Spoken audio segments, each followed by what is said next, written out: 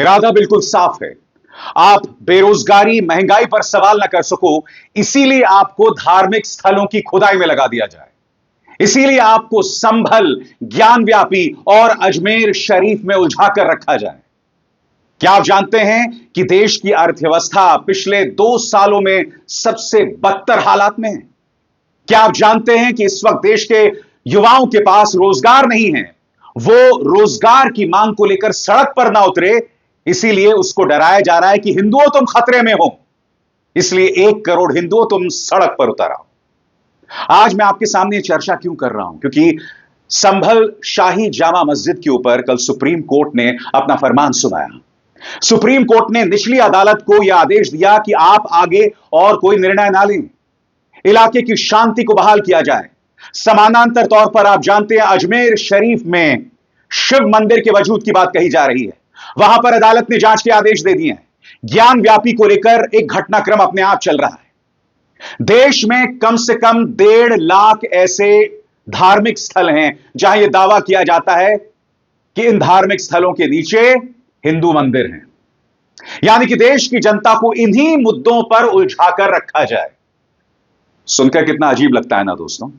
2014 से पहले यह देश आगे की तरफ देख रहा था। देश अंतर्राष्ट्रीय तौर पर अपनी छाप डालने पर सोच रहा था।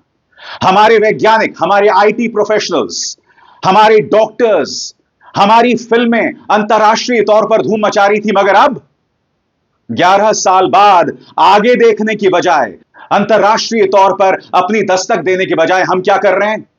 हम सब खुदाई कर रहे हैं। हम सब अपने आप को जमीन में दफन कर रहे हैं। और सबसे शॉकिंग बात, हम इतिहास की तरफ देख रहे हैं। हम एक काले इतिहास की तरफ देख रहे हैं। हमारे हुक्मरान चाहते हैं कि हम उसी काले इतिहास में अपने आप को उलझा कर रखें। और देश की अर्थव्यवस्था हर गुजरते दिन के साथ बद से बदतर होती जा रही है। जी हां, मैं आपको बतलाना चाहूंगा, सकल घरेलू उत्पाद यानी कि जीडीपी, वो पिछले 2 सालों के इतिहास में अपने न्यूनतम स्तर पर पहुंच गई है। खबर क्या है आपकी स्क्रीन पर। देश की आर्थिक वृद्धि चालू वित्त वर्ष की जुलाई सितंबर तिमाही में विनिर्माण क्षेत्र के खराब प्रदर्शन की वजह से घटकर 5.4% पर आ गई है, जो इसका करीब 2 साल का निचला स्तर है। शुक्रवार को घोषित आधिकारिक आंकड़ों में यह जानकारी दी गई। 1 साल पहले की समान तिमाही में आर्थिक वृद्धि दर 8.1% थी, यानी कि यह गिरावट 8.1% से 5.4% पर आ गई। सकल घरेलू उत्पाद की वृद्धि का पिछला निम्न स्तर 4.3% था, जो वित्तीय वर्ष 2022-2023 की अक्टूबर दिसंबर तिमाही में दर्ज किया गया था। हालांकि भारत सबसे तेजी से बढ़ने वाली प्रमुख अर्थव्यवस्था उस वक्त बना रहा। मगर शॉकिंग बात यह है दोस्तों कि किस तरह से हमें इन चीजों में उलझा कर रखा जा रहा है। आज आप रोजगार पर सवाल ना कर सके, इसीलिए आपके सामने संभल, ज्ञानव्यापी और अब अजमेर शरीफ की बात की जा रही है। यानी कि कोशिश की जा रही है कि किसी तरह से देश की जनता, देश का जो बहुमत है, देश का जो हिंदू है, इन्हीं मुद्दों में उलझ कर रह जाए। मैं आपसे एक सवाल पूछना चाहता हूं। ये जो बागेश्वर धाम है, जिसने अभी कुछ ही दिनों पहले ऐलान किया था कि 1 करोड़ हिंदू सड़क पर उतर आए, इससे किसका फायदा है बताइए? 1 करोड़ हिंदुओं का सड़क पर उतर कर आना और आंदोलन करना, क्या यह आंदोलन शांतिपूर्ण रहेगा? आप जानते हैं क्या होने वाला है। अराजकता मचेगी, क्योंकि हम जानते हैं एक सामान्य धार्मिक यात्रा किस तरह से हिंसक हो जाती है। बाराबंकी की मिसाल हमारे सामने है, बहराइच की मिसाल हमारे सामने है। सबसे बड़ी बात, जो काम संभल की अदालत ने किया या जो काम कई अदालतें कर रही हैं, क्या उसका हम परिणाम समझते हैं? कल्पना कीजिए अगर देश में लाखों धार्मिक स्थलों में यह मांग उग्र होने लगे, और उससे भी बड़ी बात, अगर अदालतें उसका आदेश देने लगें, तो क्या होगा उसके बाद? यानी कि कम से कम 1.5 से 2 लाख, कुछ आंकड़ों के मुताबिक 3 लाख धार्मिक स्थलों पर यह आंदोलन होते रहेंगे। 3 लाख धार्मिक स्थलों पर तनाव बना रहेगा। आप अंदाजा लगा सकते हैं कि प्रशासन के लिए कितनी बड़ी चुनौती होगी, पुलिस के लिए कितनी बड़ी चुनौती होगी। भारतीय जनता पार्टी को वोट मिलेंगे क्योंकि देश की जनता को इस कदर ब्रेन वॉश किया जा रहा है, किस तरह से उन्हें राजनीतिक तौर पर दिमाग से पैदल किया जा रहा है कि वो देखने में नाकाम है कि तुम्हें भड़काकर नुकसान तुम्हारा है और किसी और का नहीं। विदेशों में कुछ होता है तो उसके लिए विदेश के हिंदुओं को भड़काया जाता है। सबसे बड़ी बात, जिस कट्टरता से तुम्हें नफरत करना सिखाया गया था, जिस कट्टरता से तुम्हें एलर्जी थी, तुम्हें कोफ्त आती थी, आज उसी कट्टरता का दामन थाम कर तुम आगे बढ़ रहे हो। सच कहा या गलत कहा मुझे बताओ। संभल में क्या हुआ? एक अदालत में एक जज आदित्य सिंह आदेश देते हैं, बगैर मुस्लिम पक्ष को सुने सर्वे का आदेश दे दिया जाता है। एएसआई की टीम पहुंचती है, वहां धार्मिक नारे लगाए जाते हैं, हालात बिगड़ते हैं, 5 लोगों की मौत हो जाती है। अजमेर शरीफ जो आध्यात्म का प्रतीक है, अजमेर शरीफ जिसमें न सिर्फ मुसलमानों बल्कि हिंदुओं का भी विश्वास है, अब यह कहा जा रहा है कि उसके वजूद को तलाशा जाएगा। ज्ञान व्यापी को लेकर क्या हुआ हम सब जानते हैं। यानी कि आज इस देश को इन्हीं मुद्दों में उलझा कर रखा जाए। सुप्रीम कोर्ट की गलती का खमियाजा पूरा देश भुगतने वाला है। जी हां, इस देश के सामने एक नजीर थी, एक मिसाल थी, प्लेसेस ऑफ वर्शिप एक्ट 1991, जिसमें साफ तौर पर लिखा गया था कि राम मंदिर के अलावा 1947 15 अगस्त 1947 में जिस धार्मिक स्थल का जो चरित्र था उसे बदला नहीं जाएगा। मगर बावजूद इसके यह शख्स, पूर्व chief justice of India DY Chandrachud, Gyanvapi जो क्षेत्र है वहां के सर्वे की इजाजत दे देते हैं। नतीजा आपके सामने है। और विडंबना देखिए, ये वही चंद्रचूड़ थे जो राम मंदिर को लेकर जो फैसला आया था उन 5 जजों में शामिल थे, जिसमें प्लेसेस ऑफ वर्शिप एक्ट 1991 का हवाला दिया गया था। आज ये देश कानून के हिसाब से चलेगा या एक राजनीतिक सोच के हिसाब से? क्या अदालतें इसी तरह से अपने फैसलों को पलटती रहेंगी अपने सुविधा के मुताबिक? और सबसे बड़ी बात, इस सब का असर इस देश की जनता पर क्या पड़ रहा है, क्या आपको और हमें इस बात का अंदाजा है?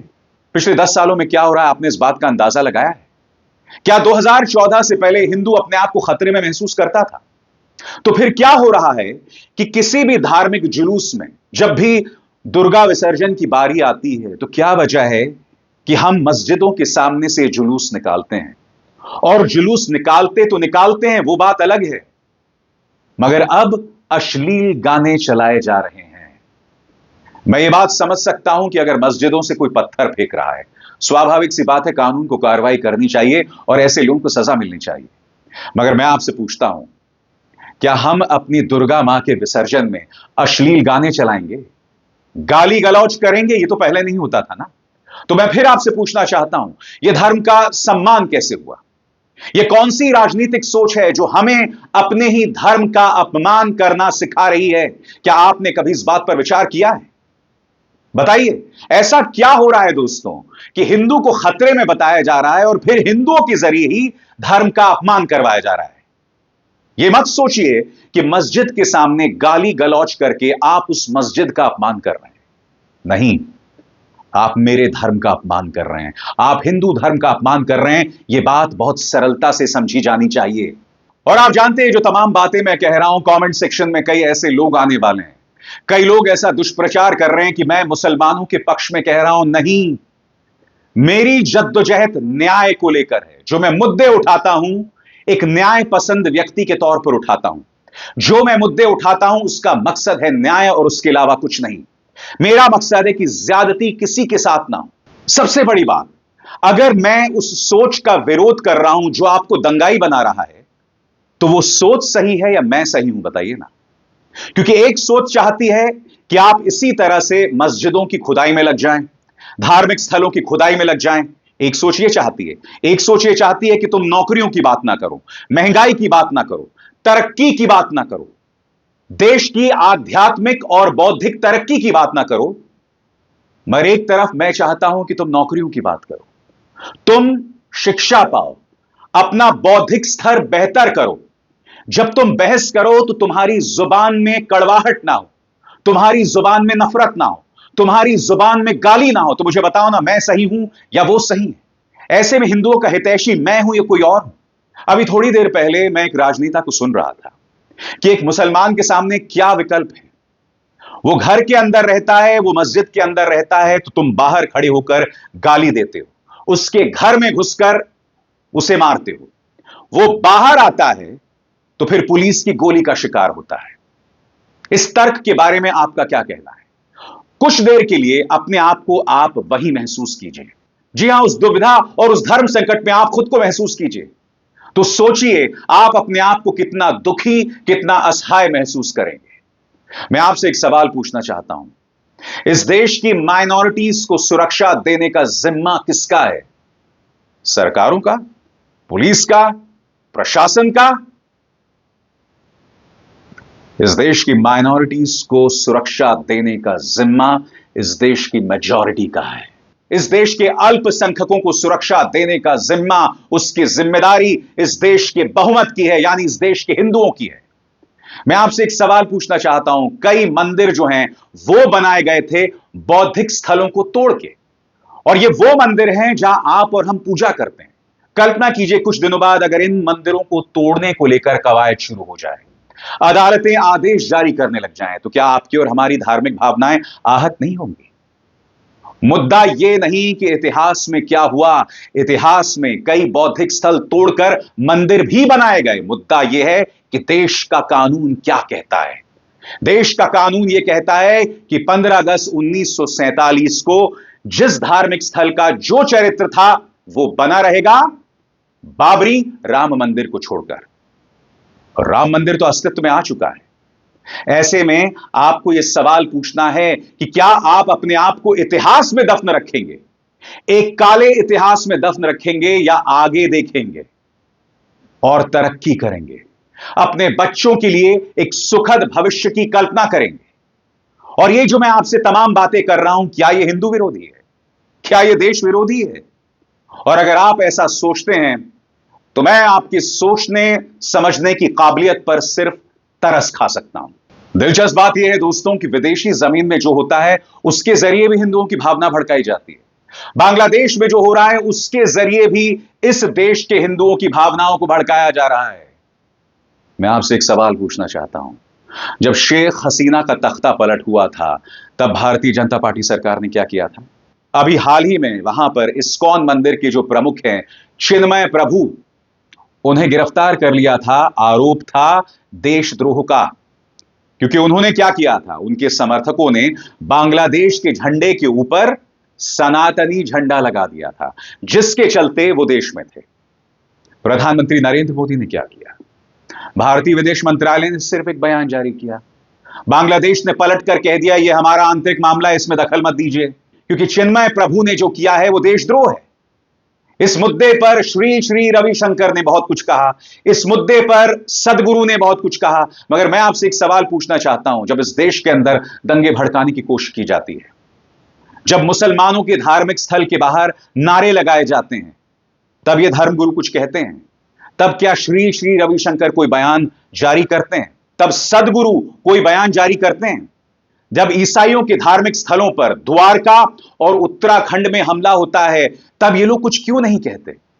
यह सवाल तो किया जाना चाहिए ना, क्योंकि यह देश बनता है सभी धर्मों से। हिंदू, मुस्लिम, सिख, ईसाई, ये सब मिलकर यह देश बनाते हैं।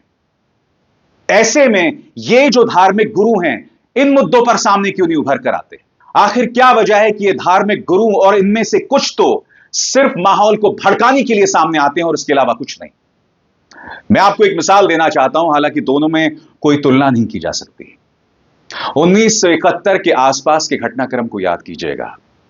बांग्लादेश के अंदर वहां पर लोगों पर अत्याचार हो रहे थे, हिंदुओं पर अत्याचार हो रहे थे। पाकिस्तान जो है वहां के हिंदुओं पर अत्याचार कर रहा था। इंदिरा गांधी दखल देती हैं और बांग्लादेश को दो फाड़ कर देती हैं। इंदिरा गांधी के सामने सिर्फ पाकिस्तान की चुनौती नहीं थी, इंदिरा गांधी के सामने चीन की चुनौती थी। हमारे जो सागर हैं वहां पर अमेरिकी युद्धपोत पहुंच गए थे। अमेरिकी राष्ट्रपति रिचर्ड निक्सन इंदिरा गांधी को लाल आंख दिखा रहे थे। उनके राष्ट्रीय सुरक्षा सलाहकार ने इंदिरा गांधी के लिए अपशब्दों का इस्तेमाल किया था, मगर क्या इंदिरा गांधी डर गई? बिल्कुल नहीं डरी। उस वक्त मैं नहीं भूला हूं, तब एक विदेशी पत्रकार ने उनका इंटरव्यू किया था और इंदिरा गांधी ने कहा था कि आप मुझसे क्या उम्मीद कर रहे हैं? मैं चुपचाप इस नरसंहार का तमाशा देखती रहती। आप मुझसे क्या उम्मीद कर रहे हैं? मैं चुपचाप ये तमाशा देखती रहती कि किस तरह से वहां पर महिलाओं का रेप हो रहा था, बलात्कार हो रहा था, और ये तमाशा मैं चुपचाप देखती रहती। सुनिए, अंग्रेजी में इंटरव्यू है, मगर इंदिरा गांधी के तेवर यहां देखिए क्या थे। India had to face the enormous problem of a mass exodus of refugees from East Pakistan. A war ensued, and Bangladesh was born. Well, surely that the massacre there stops, the rape stops, the burning of villages stops. Can it not be fairly put to you that you're contributing in a way to the exodus of the refugees by your support for the Pakistan guerrillas? Now, mustn't you, in effect, face the question of having to reduce your support for the guerrilla armies operating in East Pakistan? Does that mean we allow a massacre to continue? What happened first? How many people were killed according to your correspondence of British newspapers, of American newspapers, of French newspapers, Canadian newspapers, Arabian newspapers? The massacre began long before there was a single guerrilla.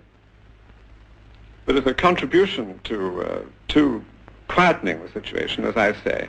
No, what does quietening mean? Does it mean that we support the genocide? And do you think it can be stopped? Do you think people are going to sit aside and watch their women raped in front of them? And say that, no, we are going to quieten the situation? That's not quietness.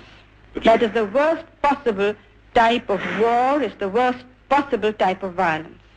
जैसे मैंने कहा दोस्तों, बांग्लादेश में इस वक्त जो हो रहा है और 1971 में जो हुआ, मैं इनकी तुलना नहीं कर रहा हूं, मगर मैं आपको सिर्फ कॉन्टेक्स्ट दे रहा हूं, परिप्रेक्ष्य समझा रहा हूं। उस वक्त चुनौती कहीं ज्यादा गंभीर थी, मगर देखिए भारत ने क्या किया था। आज भारत कुछ भी करने में समर्थ है, मगर भारत क्या कर रहा है, या भारत के अंदर की ताकतें क्या कर रही हैं? आपको भड़का रही हैं। मैं फिर आपसे कहना चाहता हूं, बांग्लादेश में जो हो रहा है उसको लेकर हम अपना ब्लड प्रेशर हाई क्यों कर रहे हैं? हम अपनी सरकार से सवाल क्यों नहीं पूछते हैं? आप में से कई लोग मेरे प्लेटफॉर्म पर आकर मुझसे कहते हो कि बांग्लादेश में जो हो रहा है उस पर क्यों कुछ नहीं बोलते हो। सबसे पहली बात, गलत। आप जाइए, मेरे प्लेटफॉर्म में जाइए, यूट्यूब और फेसबुक दोनों जगह चिन्मय प्रभु को जो जेल में डाला गया है, मैं उस पर सवाल खड़े करता हूं, कोई और पत्रकार नहीं करता है। खंगालिए, जांच कीजिए। मगर उससे भी बड़ी बात, मुद्दा यह नहीं कि मैं वो सवाल उठा रहा हूं, मुद्दा यह है कि क्या आपने प्रधानमंत्री नरेंद्र मोदी से सवाल पूछा? भारतीय जनता पार्टी के जो नेता आपको बरगला रहे हैं, आपको धमका रहे हैं, आपको भड़का रहे हैं, क्या आपने उनसे सवाल पूछा? क्या यह आपका कर्तव्य नहीं होना चाहिए? यानी दूसरे देशों में जो हो रहा है उसके चलते आप अपने अंदर जो माहौल है उससे बर्बाद करते रहे। यह कौन सी समझदारी है, मुझे बताइए ना। यह कौन सी समझदारी है? क्या वजह है कि बार बार हिंदू को समझाया जा रहा है कि तुम्हारा वजूद खतरे में है? कौन राज कर लेगा हम पर? जैसा मैं बार बार कहता रहा हूं दोस्तों, कोई मुगल राजा, कोई मुगल बादशाह अपने कब्र से निकलकर बाहर नहीं आएगा और तुम पर राज नहीं करने वाला है। इनकी राजनीति सुविधावादी है। जी हां, जब कोई हिंदू लड़की भारतीय जनता पार्टी नेता का शिकार होती है तो इनके मुंह से एक शब्द नहीं निकलता है। ढेरों मिसालें हैं, अंकिता भंडारी से लेकर हमारी महिला पहलवानों से लेकर प्रज्वल रवन्ना के अत्याचार तक, बलात्कारी राम रहीम तक, ढेरों मिसालें हैं। मैं कितनी मिसालें मैं आपको दूं, तब इनके मुंह पर ताले लग जाते हैं। इनका मकसद सिर्फ आपका और हमारा वोट हासिल करना है। यह बात आप जितनी जल्दी समझें आपके लिए उतना बेहतर है। और आज जो आपके मुद्दे की बात करता है, जो आपकी बात करता है, जो जरूरी मुद्दे की बात करता है, उसे एंटी नेशनल बताया जाता है, हिंदू विरोधी बताया जाता है। विपक्ष के नेताओं की नागरिकता को खत्म करने की कवायद शुरू हो रही है, उनकी सांसदी को खत्म कर दिया जाता है।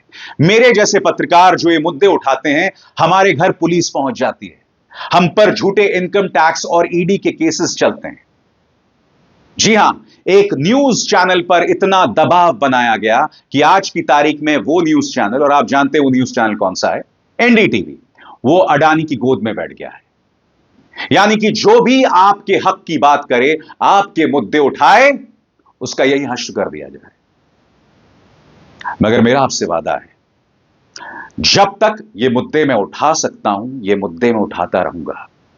मेरे मंच पर आप कभी भी नफरत का प्रचार प्रसार नहीं सुनने वाले हैं।